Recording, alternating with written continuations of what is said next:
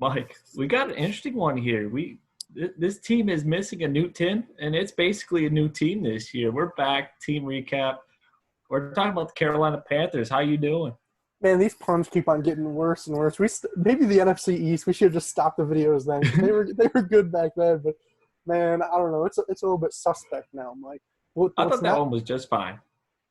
4 out of 10. 4 out of 10. What's not a 4 out of 10, Mike? We're gonna hop right in. This draft class. I'm gonna let you go first. What are your thoughts on this draft class? Are you kind of with me? This is really solid. Yeah, I think me and you both have probably a front seven bias in the draft. We just tend to kind of go towards those positions. We definitely when we're watching film, it's usually where we start because it's probably our favorite. So them pairing up a D tackle and a D end, right in those two picks, and both great value. Probably they might have been the best player on the board, if not the best player on the board. They hit it out of the park, to be honest. Positions of need, yes. Value, yes. And Yetur Gross-Matos, we both agree on this. There's no reason he went this late. He's your prototypical D end. He's your pass rusher. He has the size. He has the athletic ability. And he had production. It's not – so he's a high-ceiling guy that already has, like, a pretty solid floor. So, like, if at worst you're getting an 8-sack-a-year guy, like, that's a high floor from what we see from some of these pass rushers. And I feel like that's where he is. And Derek Brown just getting a body – a space in the middle like that can eat. You can't single team him. You need to double team him if you really want to stop him getting through and getting to the quarterback or stopping the run. So adding that production up front in the front seven, gotta love it. Man, just looking at this slide makes me smile. This is so beautiful, Mike. You said we have a front seven bias. I'm gonna disagree with that, but I'm gonna say that we have a bias towards good talented defensive linemen.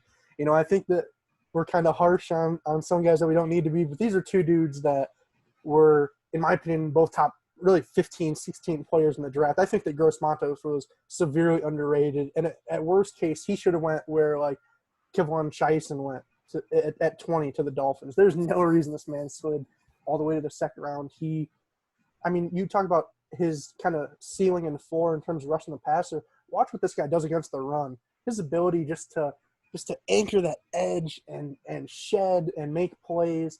He is so stout. I would say that he's probably the best, maybe not best run defender. I guess that's probably AJ Epinesa, but he's right up there. For a 4-3 defensive end, he's probably the best in terms of just all around being solid in both phases. And that's like the perfect kind of guy that I want on my team, really to anchor one of those edges for the next decade. And then talking about the next decade, man, Derek Brown. This guy is an absolute animal, Mike. I feel like a lot of people want to look at him and they see his size and they just kind of think that, oh, he's just a nose. He's just a one-tech. He can't rush the passer. Man, watch this guy's first step and watch his get off. Just this man is so explosive. He's heavy-handed. His technique sometimes is a little bit shoddy, but, Mike, when you're that strong, you don't need the best technique. And I'm sure playing next to Kawan Short, it'll get there. These are two amazing picks. Really, the entire draft, this is probably my favorite in the entire NFL. I'm not going to lie. And, Jeremy Chin, I didn't watch a bunch of him because obviously Southern Illinois film's kind of hard to come by. But from everything I've seen, like, the man's an absolute freak athlete. I think he had a top 3 or 4 broad jump at the combine, 4.45 40. And even Troy Pride out of Notre Dame, that was a guy who I saw at some points mocked in like the late second, early third round. You get him in the fourth. That's just a solid kind of developmental corner to put across from Dante Jackson, now behind Eli Apple, as we'll talk about later. But overall, man, I just don't even know what to say about this draft. This is just fantastic stuff and really kind of sets the table for Matt Rule's tenure here. Yeah, I think it's interesting on the fact that when Matt Rule came in, you thought it was an offensive mastermind going to work some magic there, and then you went the exact opposite way. It's kind of funny, but I think it makes sense. If you hired in Matt Rule and had some free agent signings on that side of the ball, like, then help your other side. Maybe the side that didn't get the attention during free agency and in your coach signing. Just give yourself straight talent, and Matt Rule should be able to work with what he has. And that's what I think they did, and I love it. You don't see it very often. No, and knowing where your weaknesses are and being able to play to your strengths, like you don't need an entire staff of guys whose expertise is in one thing, kind of differentiate. And I think that if Matt Rule is that offensive kind of mastermind, then go ahead and put some elite talent on the defensive side of the ball. And that's exactly what he did. As you see, they didn't even pick an offensive player. It's it's a really smart strategy by him. And I really do think even if this team isn't going to compete necessarily at the top of the NFC South next year, which I guess we'll talk about later, considering the rest of the division, this is a really good kind of stepping stone towards the future. Absolutely. And I mean, I guess in terms of the future, let's talk about this offensive depth chart, Mike, because you see not a lot of those guys, but you do see a lot of young guys in general here on this offense. So, Mike, what kind of excites you about this offense going into 2020? Yeah, so I'm going to take a shot at something you say for a lot of our videos to start this. You often talk about the wide receiving core being this basketball team having different talent. This team has a lot of the same thing, speed for days, and in-game speed. And I actually like it. I think on the other side, like some teams maybe it doesn't make sense. With this group of players, I think it makes sense because not only with the speed, but they're also really solid route runners. So I think they can use all of these pieces differently.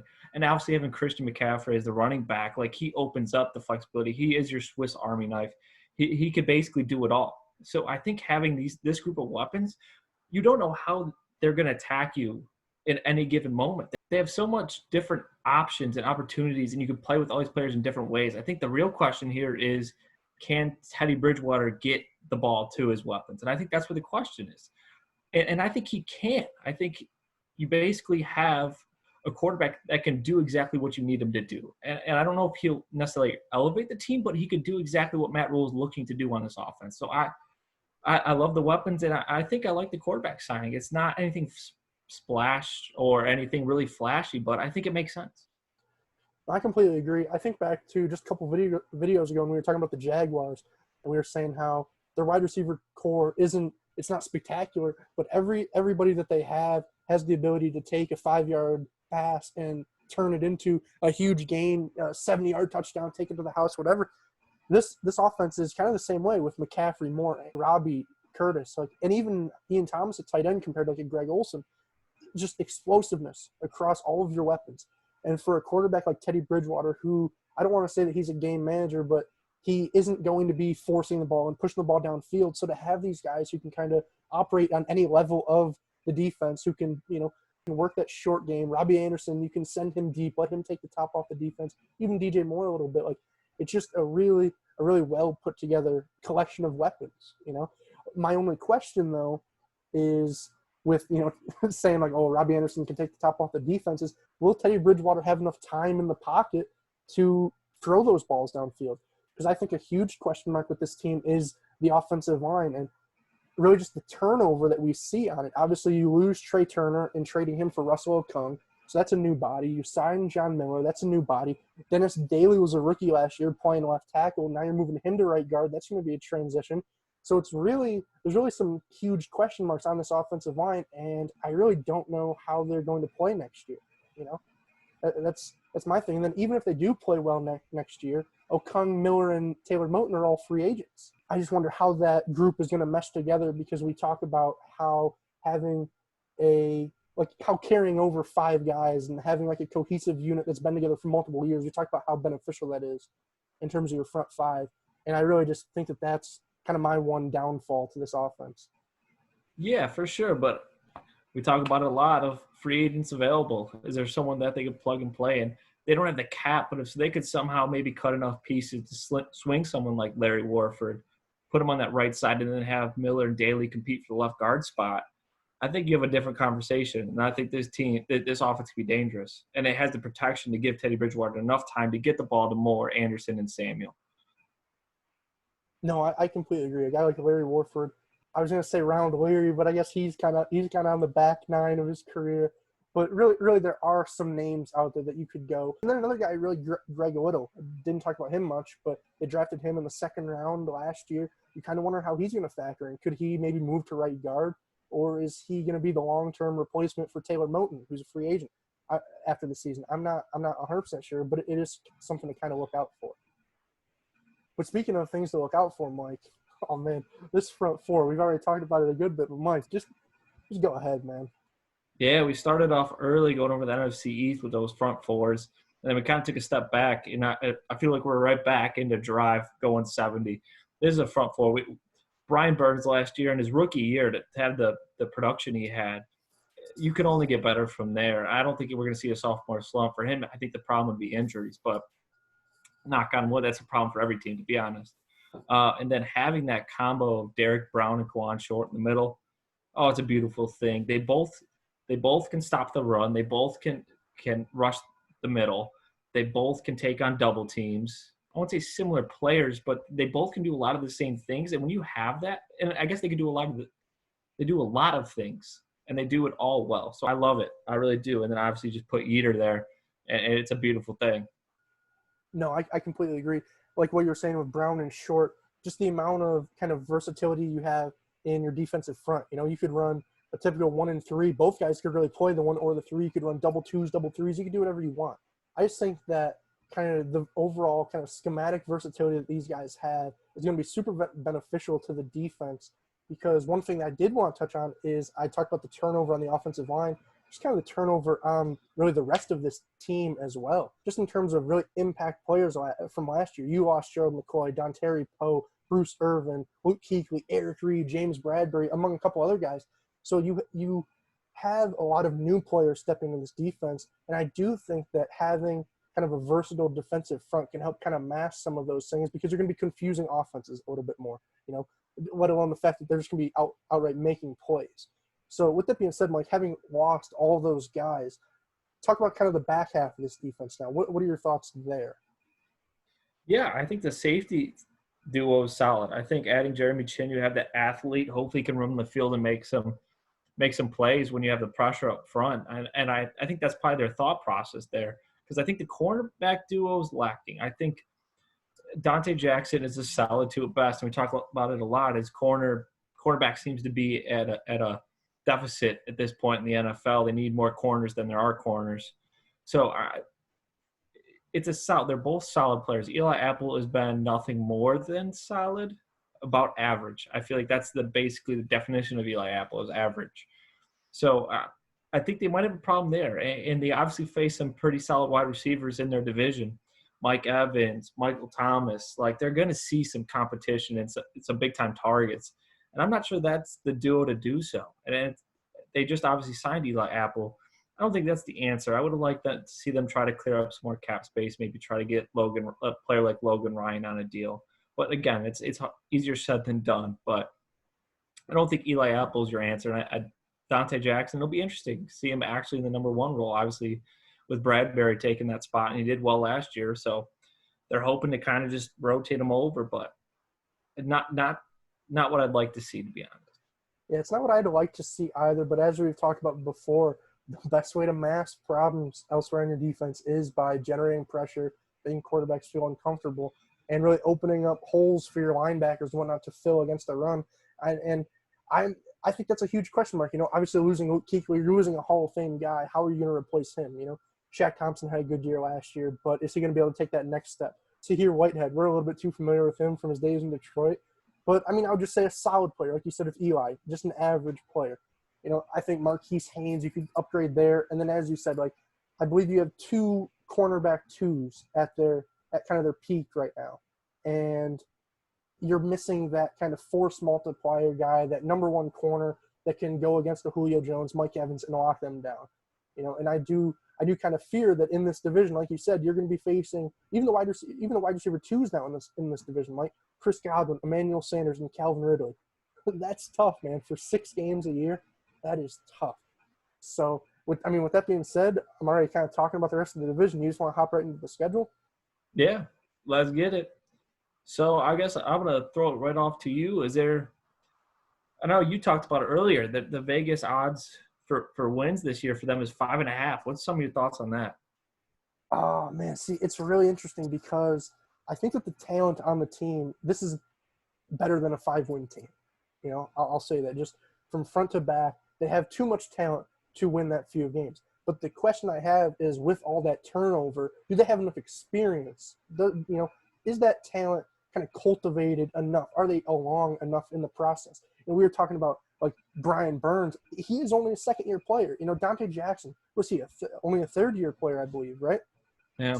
So it's like these guys are in prime roles now, and I really don't know how they're going to perform for when now they're the guy. You know, there is no Luke Kuechly to hang your hat on. There is no James Bradbury to hang your hat on. And I think that is where we might see some of the downfalls of this team. So at the end of the day, I wouldn't be super shocked if they won more than 5 games, maybe 6, 7, 8 games, honestly. But I do think that the experience factor comes into play here when across the board you don't have much. You know? Yeah, I agree there. Experience, and this is a tough schedule. This might be one of the tougher ones we've seen so far. You start off obviously the Raiders. That's a winnable game, but then you go to the Bucks, the Chargers, the Cardinals, and then say that the Panthers or Falcons are the fourth team in their division. That's a good team at the fourth spot in their division. That shows you how competitive this division is. So just any of the interdivision games, that whether it be the Saints, the Falcons, or the Bucks, like those are all tough games, and they play each team twice. So it's just a really rough schedule. So I could see the 5 wins, but they are a better team on talent wise. So if anything, it might help them because they're a young team. They're going to grow, and then maybe being able to get that top 5 pick maybe next year, get yourself an offensive lineman and some help on that side. They might be in a good position come next year, but yeah, this probably isn't their year. No, I agree. And what I was going to kind of ask you is our typical question of what kind of games do you think, if you're going to put the Panthers on, what games do you think are going to be must-sees in 2020? Yeah, I think one that's just going to be fun is the Cardinals. I think that's going to be a fun game to watch. I think but both strengths are probably on the offensive. They are on the offensive side of the ball. They both have some playmakers on the defense. It's going to make it uncomfortable in the pocket for Murray and Bridgewater. So that's going to be a fun game to watch. I think that's a really competitive game, and I think it could go really either way. And then I guess the game before that, I think the Chargers is also going to be a fun game. Both very young teams have some potential. Seeing it that early in the season, like let's see who performs. Let's see who comes out, with the win, with the dub. So I think that's going to be another fun game to watch. No, I completely agree. I think if I had to pick really 2 or I guess 3 technically, it's going to be the Teddy Bridgewater revenge games. You face New Orleans twice, you face Minnesota once. I think that those are going to be really interesting weeks because you do have the front fours to make those opposing quarterbacks uncomfortable. I don't know if I do know that you don't have the secondary to contain an Adam Thielen or Michael Thomas, but it'll just be interesting to see if, maybe Teddy can get super up for those games and they'll pull off some upsets, for teams that we really think are going to be either fighting for division or wild card spots, especially late in the year in week 12 and 17. So if you want to talk about fighting, Mike, lately we've been kind of fighting for some YouTube views here. So if you guys are watching, as always, make sure you like, comment, subscribe. If you have any teams that you want us to do next, Mike, if somebody comments that they want us to do the Seattle Seahawks next, who are we doing? The Seattle Seahawks. Exactly, dude. We're gonna be the 13th man with Seattle. We're gonna do them next. So just toss them in the comments. If not, we're gonna keep going here with the NFC South. Maybe hop into, I believe the AFC North is kind of after that. Not to get too far ahead of ourselves. But other than that, Mike, do you have anything else, or are we good? No, I think we're good. We mic'd up, and now we micing out. Deuces. Peace, guys.